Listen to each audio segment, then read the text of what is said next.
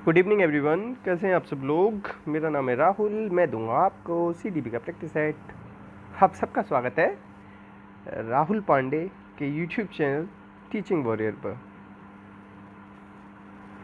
ठीक है, आपको मिलेगा यहाँ सीडीपी का प्रैक्टिस सेट। ओके, शाम के बजे होंगे 7, आपका और हमारा साथ। इसमें है 25 क्वेश्चन, तो बताना कितने आपके सही हैं। ठीक है, चिंतन से ज़्यादा क्वेश्चन है, चिंतन टॉपिक से। पहला क्वेश्चन है आपका, निम्न में से कौन सी तर्क प्रक्रिया सामान्य से विशिष्ट की ओर चलती है। देखो, अगर तर्क प्रक्रिया भी नहीं आता ना और आपने आगमन निगमन पढ़े, आगमन निगमन, तो उससे बता दो सामान्य से विशिष्ट किस में चलते हैं, निगमन में चलते हैं। आगमन में किस में चलते हैं, विशिष्ट से सामान्य की ओर, विशिष्ट से सामान्य की ओर। अच्छा, सामान्य से विशिष्ट क्या है, विकास का क्रम है। विकास कैसे चलता है, सामान्य से विशिष्ट की ओर। आंसर क्या हो जाएगा, सी। नेक्स्ट, चिंतन में सबसे महत्वपूर्ण तौर से क्या सम्मिलित है। चिंतन में क्या सम्मिलित होता है, जब तक तर्क नहीं शामिल होगा तब तक कोई मतलब नहीं उस चिंतन का। आंसर क्या हो जाएगा, सी। नेक्स्ट, सबसे अलग या हटकर चिंतन किसे कहते हैं, इसे अपसारी कहते हैं।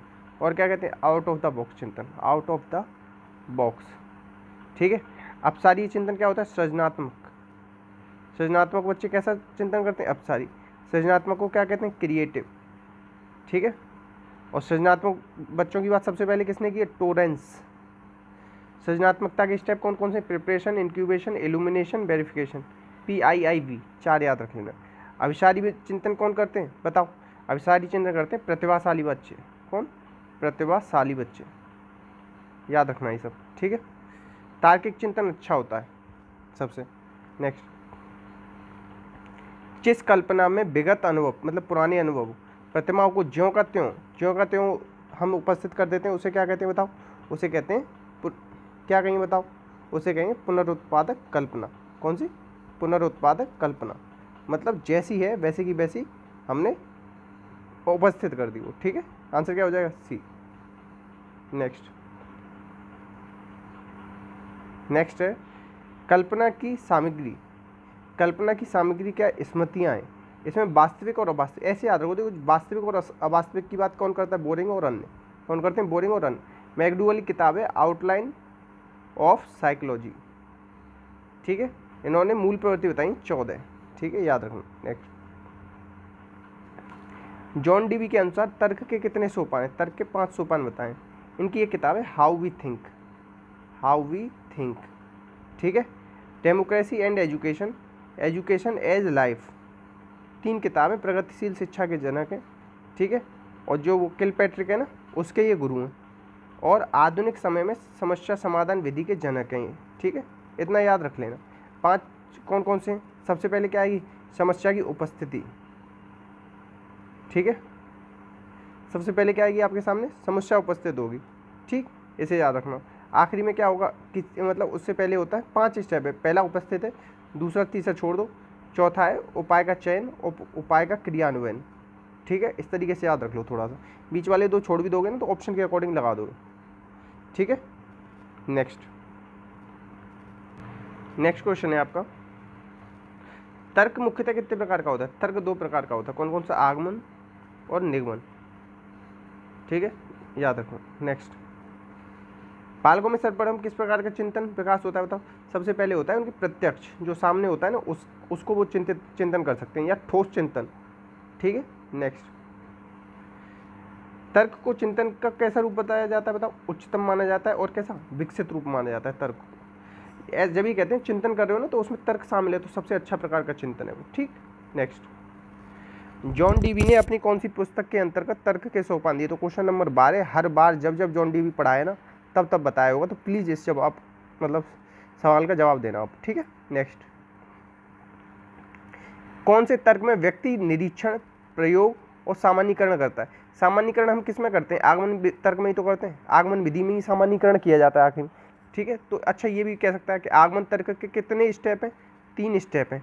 सबसे पहले तो निरीक्षण करोगे, फिर प्रयोगीकरण करोगे, फिर सामान्यीकरण करोगे। NPS क्या करोगे, NPS। ठीक है, याद रखना।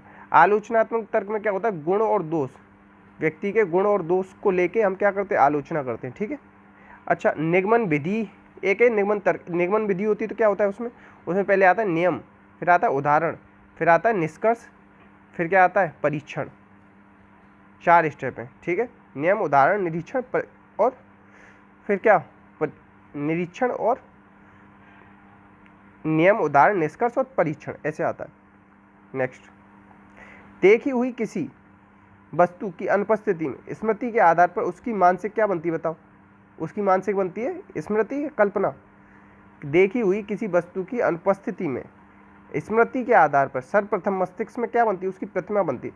जैसे कि मैंने कहा तुमसे कि आपका गांव मैंने बोला आपके गांव में आपका घर, तो तुरंत ना अब आप अपने गांव में आपकी दिमाग की में तस्वीर बन गई होगी, और न बन गई हो ना तो मेरे से कहना। मैं कह रहा हूँ घर, तुरंत वो गली वगैरह सब रास्ते ध्यान आ रहे होंगे, आपके आंखों के सामने सबसे पहले प्रतिमा बन रही होगी। तो आंसर क्या हो जाएगा इसका, ए। अगर बनी हो ना तो प्लीज़ शेयर करना इस वीडियो को। Next, out of the box चिंतन किस में कहते हैं, बताओ। अपसारी को कहते हैं, ठीक है, याद रखना।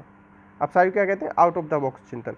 एक आता है ब्लैक बॉक्स थ्योरी, ये किससे रिलेटेड है, ये व्यवहारवाद से रिलेटेड है, ठीक है। नेक्स्ट, किस शिक्षण विधि में कल्पना शक्ति का विकास करने वाले मनोरंजक खेलों को स्थान दिया जाता है, तो किस में दिया जाता है, तो ये दिया जाता है बालोद्यान, मतलब किंडरगार्टन विधि। किसने दी थी, फ्रोवेल ने दी थी। फ्रोवेल किस पे आधारित है, आदर्शवाद, ठीक है। इसे ही क्या कहते हैं, आइडियलिज्म। आइडियलिज्म में और कौन आता है, फ्रोवेल, महात्मा गांधी और प्लेटो, सुकरात, ठीक है। अरस्तु किस में आता है, अरस्तु, रोजर, बेकन और रूसो, ये सब किस में आते हैं, ये आते हैं प्रगतिवाद में, ठीक है, याद रखना। और डाल्टन की कौन सी है, मिस हेलन पार्कस ने दी है डाल्टन विधि, ठीक है। प्रोजेक्ट विधि किलपैट्रिक ने दी है। किलपैट्रिक किसका शिष्य है, जॉन डीबी का शिष्य है, ठीक है, याद रखना ये सब। नेक्स्ट आंसर क्या हो जाएगा इसका, बी। नेक्स्ट, इसमें से कौन सा अशुद्ध उच्चारण का कारण नहीं है, तो देखो ध्वनि का लोप, ध्वनि विकसित, शब्द लाघव की जबकि सुलेख, लेख में तो लिखना है, लेख का मतलब क्या होता है, लिखना, लिखने से होता है। तो ये थोड़ी ना अशुद्ध उच्चारण की बात करें, यहाँ तो बोलने की बात करें, उच्चारण की, तो ये तीनों होते हैं, पहला नहीं होगा। आंसर क्या हो जाएगा, ए। नेक्स्ट, बच्चे का पहला शब्द निम्न में से किससे संबंधित होता है, बताओ। सबसे पहले वो किससे संबंधित होगा, ठोस वस्तुओं से संबंधित होगा। नेक्स्ट, इसमें से सभी विकल्प, इसमें से कौन सा विकल्प समवाय विधि, समवाय, सम का मतलब क्या होता है, सम का मतलब होता है जोड़, और किसका जोड़, गद्य और पद्य का जोड़। गद्य और पद्य की रचनाओं के माध्यम से क्या पढ़ाते हैं, व्याकरण। जैसे क्वेश्चन मतलब शब्द आ गया कोई बीच में, तुरंत वहीं की वहीं उसके स्पष्ट कर दिया, तो वही क्या है, व्याकरण पढ़ाना है, ठीक है, समवाय विधि। नेक्स्ट है शुद्ध वर्तनी पढ़ाते समय, अगर आप शुद्ध वर्तनी पढ़ा रहे हो तो शिक्षक से क्या अपेक्षित व्यवहार किया जाता है, उसे अपेक्षा की जाती है केवल शुद्ध वर्तनी युक्त ही शब्द बताए वो, ऐसा नहीं अशुद्ध ना बताए। अशुद्ध जब आप देख लेते हो ना तो फिर शुद्ध आपके दिमाग में सेट नहीं हो पाता। बहुत सारे लोग उज्ज्वल तक शुद्ध नहीं लिख पाते, इस तरीके से लिखते हैं उज्ज्वल, बहुत सारे लोगों से लिखवा के देखना नहीं लिख पाएंगे। दरोगा की लोग तैयारी कर लेते हैं, दारोगा इस तरीके से लिखा जाता है, नहीं पता होता, ठीक है। नेक्स्ट, एक शिक्षक कक्षा में कविता का वाचन करा रहा है, ठीक है, और वे किस प्रकार के भाषाई कौशल का उपयोग कर, देखो दो चीज़ होती हैं, मेरा भी गलत हुआ था, वाचन एक होता है पठन। पठन पे तो हम अर्थ पे जोड़ देते हैं, मगर वाचन में किस पे जोड़ देते, अभिव्यक्ति पे देते। वाचन क्या है, पठन का पहला स्टेप है, पठन से पहले क्या होना चाहिए, वाचन होना चाहिए, तो इसमें अभिव्यक्ति पे जोड़ देते हैं। इसमें केवल जैसे कविता है, कविता बोलने पे जोड़ दिया जाएगा, उसका अर्थ ग्रहण करने पे जोड़ नहीं देगा, ठीक है। पठन में अर्थ आता है, इस चीज़ को याद रखना। नया क्वेश्चन मिला, मेरे को मज़ा आ गया इस क्वेश्चन को देख के। आपको अगर क्वेश्चन अच्छा लगा हो तो बताना प्लीज़ कमेंट बॉक्स में। वर्णमाला पढ़ाना और लिखाना कौन सा कार्य सबसे पहले किया जाता है, तो देखो सुबोपली, सुनना, बोलना, पढ़ना, लिखना है ना, तो सबसे पहले क्या आता है, सुनना, बोलना, फिर पढ़ना, लिखना। तो क्या आएगा पहले, पढ़ना आएगा, क्या आएगा, पढ़ना, तो वर्णमाला पढ़ना, ठीक है। लिखना तो बाद में आता है ना। मगर एक चीज़ याद रखना, मारिया मॉन्टेसरी क्या कहती हैं कि पहले लिखना कराओ फिर पढ़ना कराओ, ये चीज़ याद रखना अलग से। आंसर हो जाएगा इसका बी। और मारिया मॉन्टेसरी कहाँ की थी, इटली की थी। इन्होंने 3 से 7 वर्ष के बच्चों को पढ़ाने पे जोर दिया था, किसके, इंद्रियों के माध्यम से। नेक्स्ट, शिक्षा में नवाचार विधि, शिक्षा में कैसी विधि, नवाचार विधि, जिसमें छात्र अपनी स्वयं की गति से सीखता है, इसे क्या कहते हैं, अभिक्रमित अनुदेशन कहते हैं। इसे ही क्या कहते हैं, प्रोग्राम्ड लर्निंग कहते हैं। किसने दी थी, स्किनर ने दी थी। कब दी थी, 1963 में इंडिया में आई थी। 1963 में इस विधि का प्रयोग कहाँ हुआ था, इंडिया में। अच्छा, कि मशीन के रूप में इसका प्रयोग किसने किया था, अभिक्रमित अनुदेशन का प्रेसे ने किया था। देखो एक होता है साखी अभिक्रमित अनुदेशन, इसमें क्या होता है, अवरोही चलते हैं, इसमें क्या चलते हैं, अवरोही क्रम पे जोड़ दिया जाता है साखी। और साखी किसने दिए बताओ, क्राउडर ने दिए। किसने दिए, क्राउडर ने। ठीक है, याद रखना।